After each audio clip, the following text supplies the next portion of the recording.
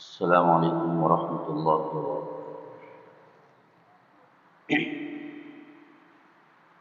الحمد للہ وکفیٰ وسلام علی عبادہ الذین اصطفیٰ، اما بعد۔ اعوذ باللہ من الشیطان الرجیم، بسم اللہ الرحمن الرحیم۔ نصر من اللہ وفتح قریب، صدق اللہ العظیم۔ وقال النبی صلی اللہ علیہ وسلم: لا يؤمن احدكم حتى يكون هواه تبعا لما جئت به، او كما قال علیہ السلام۔ فی الوقت جو حالات ہمارے سامنے ہیں،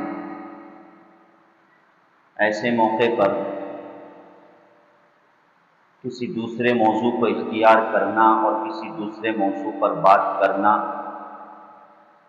یہ یقیناً بے موقع بات ہوگی، اور حالات بھی در حقیقت انتہائی دلدوز حالات ہیں، اور اللہ تعالیٰ کی طرف اگر ہم رجوع نہ ہوں تو کس موقع پر ہو سکتے ہیں۔ جو پاک سرزمین ہے، اس پاک سرزمین سے ہمارا بڑا ایمانی گہرا رشتہ ہے۔ یہی وجہ ہے کہ ایسے آثار ظاہر ہوتے ہیں، اللہ کی طرف سے بتلائے گئے، کہ جن کی وجہ سے ہمیں یقین کرنا ہوگا یقیناً کہ بیت المقدس سے، مسجد اقصیٰ سے ایمان والے کا بڑا گہرا تعلق ہونا چاہیے۔ ظاہر ہے کہ دنیا کی جو ابتدا ہے، اللہ تعالیٰ نے جو زمین بنائی ہے وہ کعبۃ اللہ سے بنائی ہے۔ اسی لیے جغرافیائی حیثیت سے ہم دیکھتے ہیں کہ کعبۃ اللہ پوری دنیا کا مرکز اور سینٹر ہے، درمیانی حصہ ہے، اور اللہ تعالیٰ نے زمین کو اسی کعبۃ اللہ کے ارد گرد سے پھیلایا۔ بات سمجھ میں آ رہی؟ جو زمین اللہ نے پھیلائی ہے اور بچھائی ہے، اس کی ابتدا کہاں سے ہے؟ کعبۃ اللہ سے، اور اس کی انتہا کہاں ہے؟ تو تاریخ میں یہ بات ملتی ہے، تحقیق نگار یہ بات کہتے ہیں کہ اس زمین کی انتہا مسجد اقصیٰ ہے۔ اس زمین کی انتہا کیا ہے؟ مسجد اقصیٰ۔ اور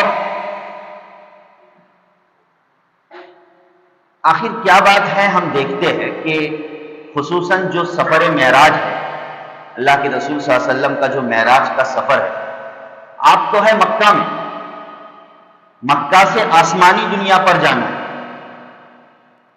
اللہ چاہتے تو حضرت جبرائیل علیہ السلام کے ذریعے سے براہ راست اللہ تعالیٰ مکے سے آسمانی دنیا کی سیر کرا سکتے تھے، آسمانی دنیا پر لے جا سکتے تھے، لیکن ہم جانتے ہیں، قرآن کریم کی آیت ہے، اس پر ہمارا ایمان ہے کہ اس آسمانی دنیا پر جانے سے پہلے آپ کا سفر مکۃ المکرمہ سے مسجد اقصیٰ تک ہوا۔ حالانکہ چاہتے تو سیدھا مکۃ المکرمہ سے ہی آسمان پر چلے جائیں، لیکن آسمان پر بعد میں گئے، ہے نا، ملائے اعلیٰ کی سیر بعد میں کی، مگر اس سے پہلے آپ کا رخ مسجد اقصیٰ کی طرف ہوتا ہے، اور پھر واپسی میں بھی عجیب بات ہے، جب آپ ملائے اعلیٰ اور آسمانی دنیا سے واپس مکہ آ رہے تھے، دنیا میں آپ کا نزول ہو رہا تھا سفر معراج کے موقع پر، تو اس موقع پر بھی چاہتے تو سیدھا آسمان سے، چونکہ اب بیت المقدس تو جا چکے تھے بھائی، تو چاہتے تو سیدھا آسمان سے کہاں آ جاتے تھے؟ مکۃ المکرمہ آ جاتے تھے، مگر آتے وقت بھی آپ کو ٹھہرایا گیا مسجد اقصیٰ میں، جاتے وقت بھی آپ کو ٹھہرایا گیا مسجد اقصیٰ میں، اور آتے وقت بھی آپ کو ٹھہرایا گیا مسجد اقصیٰ میں۔ کوئی تو بات ہوگی، یقیناً یہ بتلانا مقصود تھا کہ اب اس مسجد اقصی کی امامت اور اس کا حق یہ در حقیقت اس امت مسلمہ کا ہے۔ اس مسجد اقصی کا حق اب کس کا ہے بھائی؟ امت مسلمہ کا ہے۔ وہ جو مسجد اقصی کی امامت کرتے تھے، چاہے حضرت زکریا علیہ السلام ہو، حضرت موسیٰ علیہ السلام ہو، حضرت عیسیٰ علیہ السلام ہو، ہاں بڑے بڑے جلیل القدر انبیاء، آج وہ مقتدی بنے ہیں سرور کائنات امام الانبیاء صلی اللہ علیہ وسلم کے۔ اور آخر بات کیا ہے کہ ہم دیکھتے ہیں کہ کل 17 مہینے جو نماز پڑھی گئی ہے، وہ نماز بھی مسجد اقصی کی طرف رخ کر کے پڑھی گئی۔ اس کے بعد پھر کعبۃ اللہ یہ ہمارا قبلہ ثانی بنا، ورنہ قبلہ اول مسجد اقصی رہی۔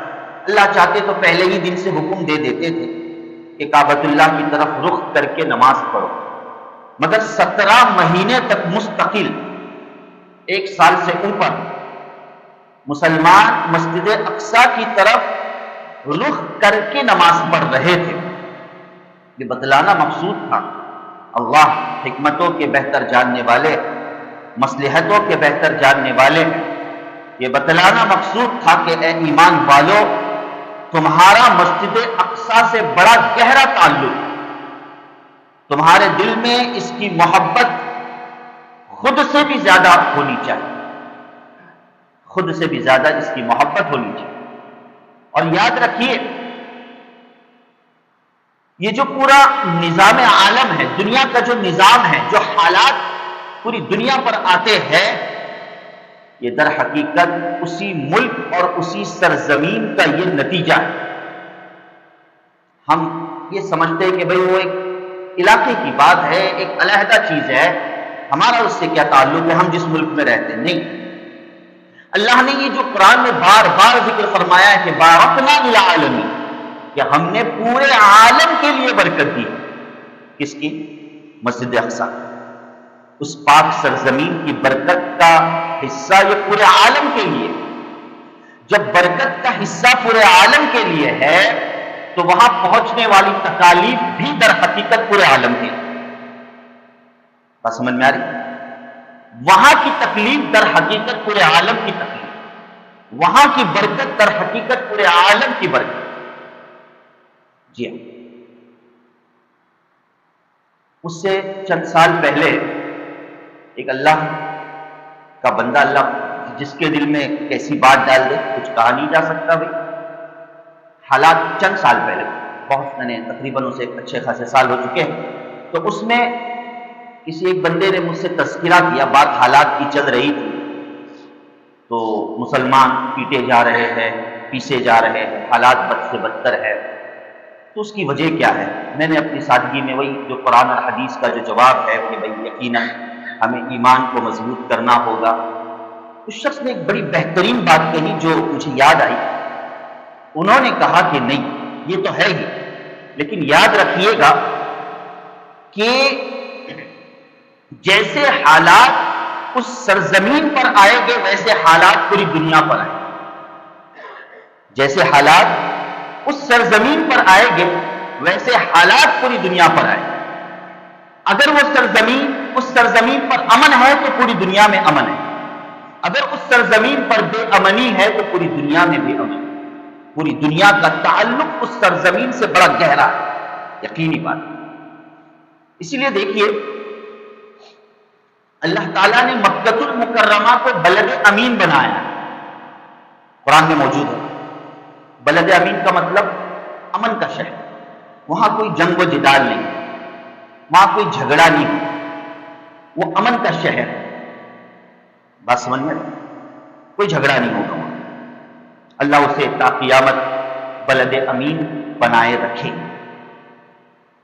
لیکن نظام عالم میں تبدیلی، پوری دنیا میں جو تبدیلی کا آنا ہے، حالات کا تبدیل ہونا ہے، یہ بغیر جنگ کے ناممکن۔ تاریخ اس کی گواہ ہے، بغیر جنگ کے ناممکن۔ اور اللہ تعالیٰ نے اس جنگ کے لیے اپنی اس مقدس سرزمین فلسطین، ملک شام کو اللہ نے منتخب فرمایا کہ اب وہاں تو ابتدا اور زمن اول ہی سے جنگیں چلی آ رہی ہیں، ابتدا اور زمن اول ہی سے جنگیں چلی آ رہی ہیں، حتیٰ کہ آخری جنگ کا خاتمہ بھی اسی سرزمین پر ہوگا۔ نہیں بھائی، آخری جنگ کا خاتمہ بھی اس پر ہوگا، اسی سرزمین پر ہوگا۔ یہ ہمارا ایمان ہے، ہمارا عقیدہ ہے، اور اسی کی تیاریاں چل رہی ہے بھائی۔ یہ ہم نہیں جان پاتے، ہم ان احادیثوں کو نہیں پڑھتے، ہمارا مطالعہ نہیں ہوتا ہے، ہمیں پتہ نہیں ہوتا ہے کہ قیامت کی نشانیاں کیا ہے، لیکن ہم سے بہتر، ہم سے بڑھ کر دشمنان اسلام اور ناپاک قوم بڑا گہرا مطالعہ رکھتی ہے، اسے بہت یقین ہے ان باتوں کا جتنا ہمیں نہیں۔ وہ جانتی ہے حضرت عیسیٰ علیہ السلام دنیا میں آئے، مگر ہمارا ایمان اور یقین، ہم کہتے سنتے ہیں لیکن ہمارا اس طرف تصور نہیں جاتا، وہ ذہنیت ہماری نہیں بن پاتی۔ ان کی تیاریاں چل رہی ہیں، ہم بھی حضرت عیسیٰ علیہ السلام کے ورود کا اور ان کے انتظار، ان کے آنے کا انتظار کر رہے ہیں، اور اللہ تعالیٰ نے حضرت عیسیٰ علیہ السلام کو روح اللہ بنایا۔ کیا بنایا ہے؟ قرآن کریم میں لفظ روح کا حضرت عیسیٰ علیہ السلام کے تعلق سے تذکرہ ہے نا، لفظ روح۔ یہ دنیا مادیت ہے، یہ دنیا اسباب والی ہے، اور اللہ بتلائے گے آخر میں کہ اس مادیت کا اختتام روح سے ہوگا، اس مادیت کا اختتام، اور یہ مادیت تباہ و برباد روحانیت سے ہوگی، اور اسی لیے اللہ تعالیٰ حضرت عیسیٰ علیہ السلام کو دنیا میں لے آئے۔ اور یہ یہودی جو تصور رکھتے ہیں کہ ہمارا بھی مسیحا آنے والا ہے، جس کو ہم دجال کہتے ہیں، وہ اس کو مسیحا کہنے والے، ہمارا مسیحا آنے والا ہے، اور وہ مسیحا آ کر پوری دنیا میں یہودیوں کا غلبہ پیدا کرے۔ یہ ان کا اپنا یقین ہے، یہ ان کا اپنا یقین ہے۔ آپ نے جانا ہوگا، پتہ نہیں کہ اس سے پہلے جمعہ میں نے یہ بات پیش کی تھی یا نہیں، ان کا جو جھنڈا ہے وہ ہے کہ نہیں اسرائیلیوں کا، اس پہ ایک سٹار بنا ہوا ہے، اور اوپر نیچے نیلی پٹی بنی ہوئی ہے، یہ بنی ہوئی ہے کہ نہیں؟ اگر پیش کیا ہوگا تو دوبارہ سن لیجئے، بہرحال کیونکہ الگ الگ جگہوں پر بات ہوتی ہے، ذہن میں نہیں کہ کہاں بات ہوئی۔ تو وہ جو درمیانی سٹار ہے بھائی، کوئی بھی جھنڈا کسی ملک کا ایسے ہی نہیں بنتا، اس کے پیچھے ایک میسج ہوتا ہے، اس کے پیچھے ایک پیغام ہوتا ہے۔ تو اسی طریقے سے ان کا میسج اور ان کا پیغام کیا ہے وہ ہمیں سمجھنے کی ضرورت ہے۔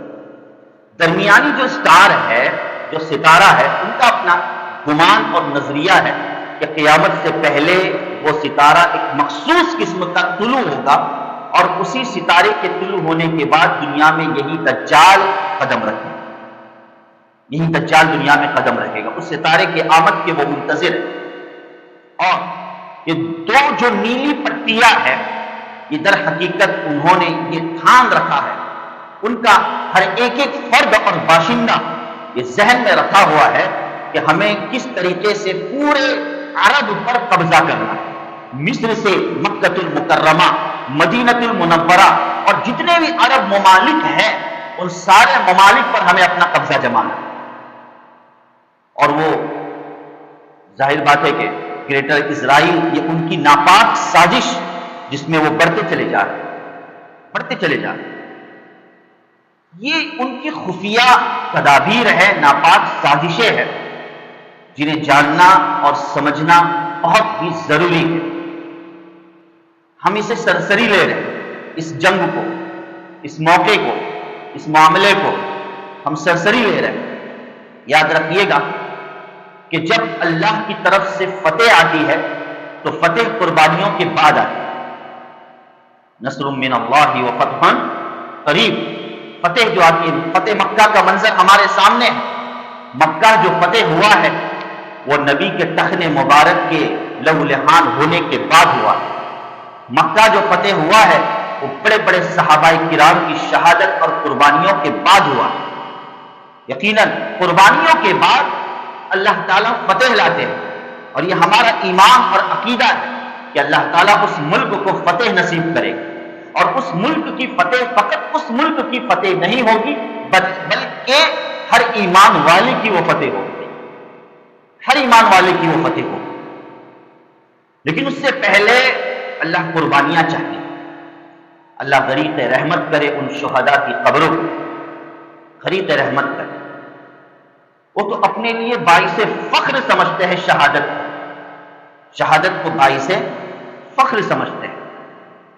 بچہ اپنے ہاتھوں پر نام لکھ رہا ہے تاکہ انتقال کے بعد، شہید ہونے کے بعد اس کی میت پہچاننے میں کوئی دقت اور پشیمانی نہ ہو۔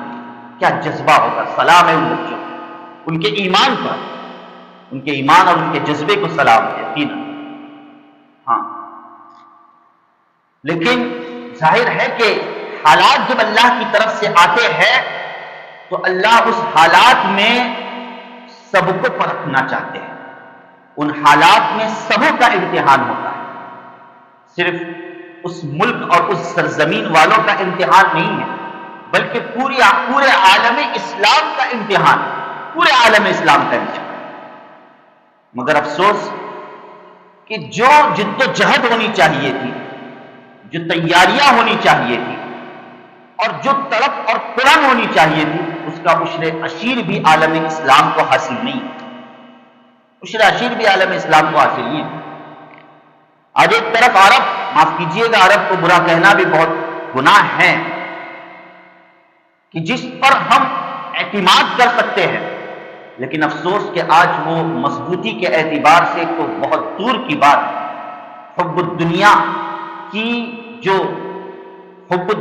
کا جو پیمانہ ہے وہ ان کے اندر بدرج اتم بھرا ہوا ہے۔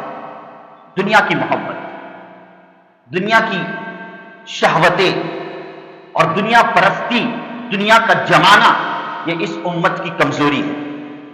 نبی کریم صلی اللہ علیہ وسلم کا فرمان مبارک کہ یوشک، قریب ہے کہ تم پر ایک زمانہ ایسا آ جائے کہ تمہیں ختم کرنے کے لیے لوگ ایسے تم پر ٹوٹ پڑے گے جیسے دسترخوان پر کوئی بھوکے ٹوٹ پڑے گے۔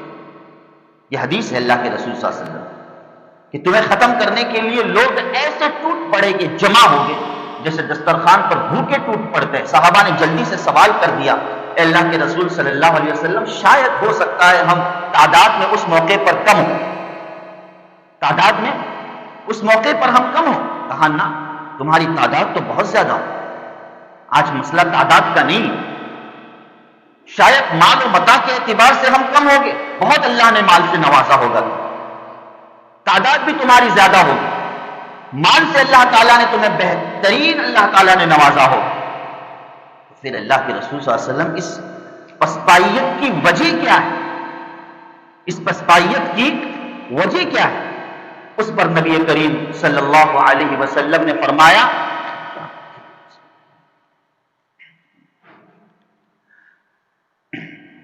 اس پر نبی کریم صلی اللہ علیہ وسلم نے فرمایا کہ تمہاری مثال ایسی ہو جائے گی غصاء کا غصاء السیل، جیسے جھاگ ہوتا ہے، اس جھاگ کو پھونک مارو، پانی پر جو جھاگ ہوتا ہے اس جھاگ کو پھونک مارو تو اس جھاگ کی حیثیت ختم ہو جاتی ہے، اسی طریقے سے تمہاری حیثیت ہوگی۔ اور اس کی وجہ جانتے ہو کیا ہے؟ اس کی دو وجہ ہوگی، یہ نبی کریم صلی اللہ علیہ وسلم نے فرمایا۔ پہلی وجہ حب الدنیا، دنیا کی محبت۔ دوسری وجہ کراہیت الموت، موت سے بھاگنا، موت سے نفرت۔ آج یہ بنیادی وجہ ہمیں اپنے اندر غور کرنی ہے بزرگوں، دوستو، ہم سب کے اندر یہ بنیادی وجہ حب الدنیا، دنیا کی محبت، دنیا کمائی، دنیا کا حصول، اس کو ہم نے ایسا اپنا مقصد خاص بنا لیا ہے۔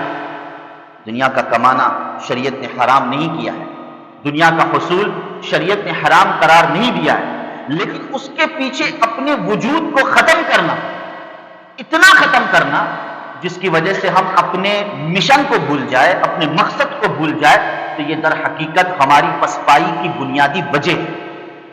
حب الدنیا، دنیا پرستی، آسائش پرستی، آرام پرستی۔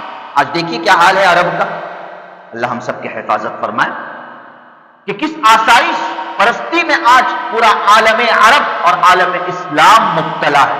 آسائش پرستی، کس طریقے سے زیادہ آسائش آئے، راحتیں آئے، عیش کی زندگی گزرے، یہ بنیادی مقصد بن چکا ہے۔ اور ایسے قابل رشک عمارتیں بنائی جاتی ہے اور ایسی چیزیں بنائی جاتی ہے کہ کراہیت الموت، کہ اب گویا کہ موت تو آنے کی چیز ہی نہیں۔ نعوذ باللہ من ذالک۔ یہ اس امت کی پسپائی کی بنیادی دو وجہ۔ اس لیے ہمیں اپنے اس مقصد خاص کو سمجھنا ہوگا۔ دنیا در حقیقت یہ قیامت کے مناظر کی طرف تیزی سے بڑھ رہی ہے، قیامت کے مناظر کی طرف، اور وہ ملحمۃ الکبریٰ اور بڑی نشانیوں کی طرف اور خروج دجال کی طرف بڑی تیزی کے ساتھ یہ دنیا کیا ہو رہی ہے؟ بڑھ رہی ہے۔ ایسے موقع پر ضرورت اس بات کی ہے کہ ہم اپنے اور اپنے نسلوں کے ایمان کی خیر منائیں اور اپنی نسلوں کو ان باتوں سے اور ان چیزوں سے آگاہ کریں، ان کے سامنے بار بار دجالی کرتوت کا تذکرہ کریں، وگرنہ تو دجال کا خروج اپنی جگہ پر اس کی نشانیوں نے اور اس کے فتنوں نے تو ایمان کو چھین ہی لیا ہے، ایمان پر اکثر حملہ کر ہی لیا ہے۔ ہمیں اپنی نسلوں کو، اپنے بچوں کو بتلانا ہوگا، مسجد اقصیٰ کی تعریف کرنی ہوگی، مسجد اقصیٰ کی تاریخ پیش کرنی ہوگی، ہاں، اور یہ بتلانا ہوگا کہ آخری زمانے میں ایمان کی حفاظت کیسے ہو سکتی ہے۔ اس دجال کو لات مار کر، اس دجال سے منہ موڑ کر ہی ہم اپنے ایمان کی حفاظت کر سکتے ہیں، وگرنہ اس کا اتنا بڑا فتنہ ہوگا، سخت قسم کا اس کا اتنا بڑا فتنہ ہوگا کہ وہ دنیا کے ذریعے سے اور اپنے طاقت کے بلبوتے پر لوگوں کو خریدنے کی کوشش کرے گا۔ ایسے موقع پر ہم اپنی نسلوں کو بتلائیں کہ ایمان صرف اللہ پر ہو اور ان دجالی فتنوں سے ہم اپنے آپ کو دور رکھنے والے بنے، اللہ سے دعائیں کریں۔ افسوس یہ ہوتا ہے کہ اتنا بڑا علم اور اتنا بڑا واقعہ جو ملک فلسطین پر اور ہماری مقدس سرزمین پر پیش آیا ہے، لیکن ہمارے اندر بظاہر کوئی ہلچل نہیں ہے، ہماری فکر محدود ہے، ہماری سوچ محدود ہے، ہم انہی چیزوں میں مست ہیں، ہم انہی آسائشوں میں مست ہیں جن میں پہلے تھے۔ نہ ہمارے نوجوانوں کو اس کی کوئی فکر ہے، نہ ہمارے بڑے بوڑھوں کو اس کی کوئی فکر ہے۔ آج پورا ایک عالمی واقعہ ہے، ایک عالمی چیلنج ہے، اور اس عالمی چیلنج کے باوجود ہم آپس کی ٹکر میں لگے ہوئے ہیں، ہم آپس کی نفرتوں میں لگے ہوئے ہیں، علاقے میں نفرتیں ہیں، محلے اور بستیوں میں گھر میں نفرت ہے، بھائی کا دشمن ہے، ہاں، جماعتوں میں اور مختلف ٹکڑیوں میں ہم بٹے ہوئے ہیں۔ افسوس کہ ایسے موقع پر اگر ہم اتحاد اور متحد نہ ہو، ایسے موقع پر اگر ہم جڑ اور جم نہ جائے تو پھر کون سا موقع آئے گا دوستو؟ چھوڑ دیجیے آپسی نفرتیں، ختم کر دیجیے آپسی عداوتیں اور بغض اور کینہ کپٹ، بیک جان بنیے گا، بیک سینہ بنیے گا، ایک دوسرے سے بغلگیر ہوئیے گا، ہاتھ پھیلائیے گا۔ ہمارا آپس میں ہاتھ پھیلانا یہ اللہ تعالیٰ کی ظاہر ہے کہ مدد اور نصرت کے اترنے کا ذریعہ بن جائے۔ ہم جب خود کے علاقے میں ایک دوسرے سے مامون اور محفوظ نہیں ہیں تو کیا بات کریں فلسطین کی اور کیا بات کریں مسجد اقصیٰ کی؟ ہم خود محفوظ اور مامون نہیں ہیں، ہم ایک دوسرے کے جان کے دشمن، ایک دوسرے کے مال کے دشمن، زمینوں کے دشمن، پراپرٹی اور جائیداد کے دشمن بنے ہوئے ہیں۔ ہم کسی کو اپنے طرف آنے نہیں دیتے ہیں، یہ حال ہمارا ہے۔ ایسے موقع پر بھی اگر ہم نہیں سدھریں گے، ایسے موقع پر بھی اللہ کا ڈر اور خوف ہمارے دل میں نہیں پیدا ہوگا تو پھر کب ہوگا؟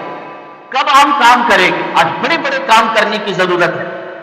آج ضرورت ہے کہ ہم کسی ایک پلیٹ فارم پر آ جاویں اور اس کے ذریعے سے ہم خود بھی اور ہماری یہ جو معصوم نسلیں ہیں، خدارا ان کی قدر کیجئے گا، ورنہ یہ نسلیں کب دجالی فتنوں کی ہم تو دنیا سے چلے جائیں گے، ہم تو دنیا سے چند سالوں کے بعد چلے جائیں گے، مگر ہماری نسلوں کو زندہ رہنا ہے۔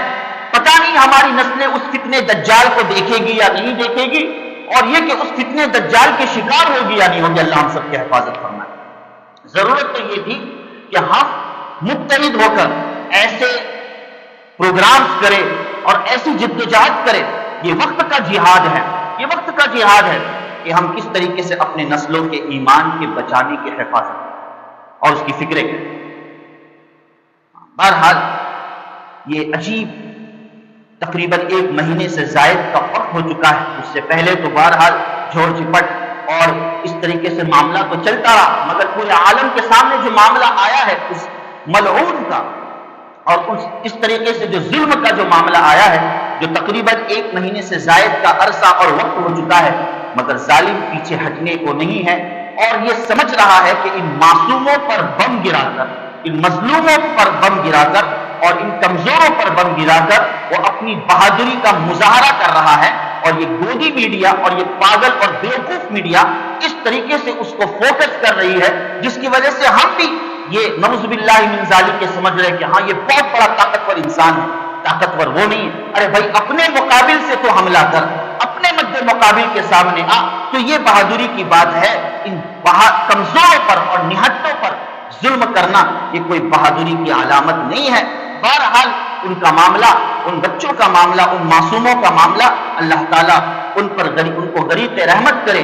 ہمارا کام ہے ہم ان کے لیے کڑھے تڑپے، ہو سکتا ہے یہ تڑپنا اللہ کو قبول آ جائے، ان کے لیے دعائیں کریں۔ اب تو ہم دعا کرتے کرتے بھی تھک چکے ہیں، اب تو ہم کیا ہے بھائی دعا کرتے کرتے بھی تھک چکے ہیں۔ دعائیں کریں، کثرت سے ان کے لیے دعائیں کریں، صرف نماز کی حد تک نہیں، نماز کے علاوہ بھی ہم انفرادی اجتماعی ان کے حق میں دعا کریں، ان کے لیے روزے رکھیں اور نیک کام کریں، صدقات اور خیرات کریں، اس نیت سے کہ اللہ تعالیٰ اس ہمارے قبلے اول کی حفاظت فرمائے۔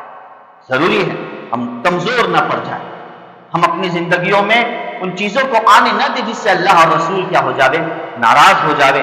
بہرحال معاف کیجیے گا وقت زیادہ ہوا، اللہ پاک سمجھنے کی توفیق نصیب فرمائے اور پورے عالم اسلام اور پوری دنیا میں امن کو قائم فرمائے اور اس ظلم اور بربریت کا اللہ پاک خاتمہ فرمائے۔